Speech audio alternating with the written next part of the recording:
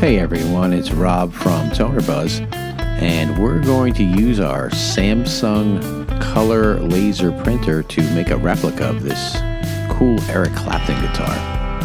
It's called The Fool, and he played it when he was with the band Cream in the late 60s. So we start out by printing out a big picture of The Fool on our Samsung printer.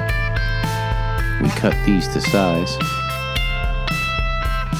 As you can see, they don't all fit on one sheet, so we print them on 8.5 by 11. You got 3 of them here. Kind of trim them so they're roughly to size. Now here comes the secret sauce. This is a 2-part epoxy.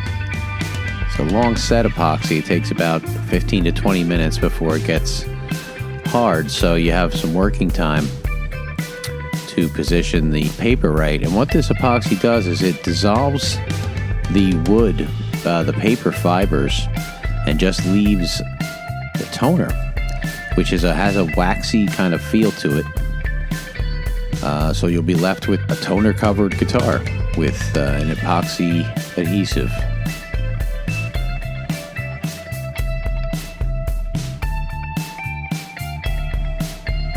Once it dries, I trim it to size as best I can. The edges get are bevel.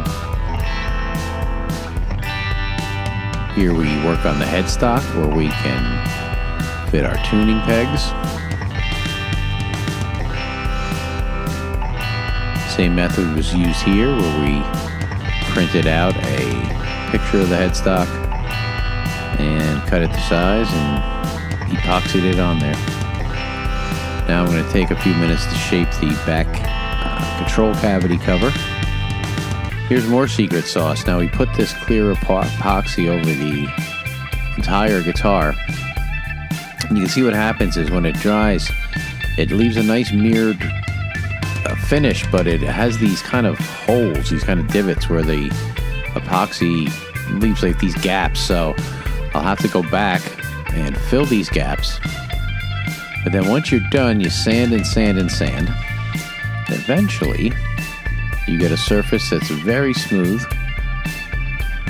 A couple of blemishes on the corners there. They were difficult because corners are always a little thinner there.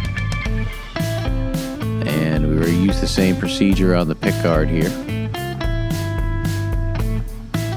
And eventually, you get something like this.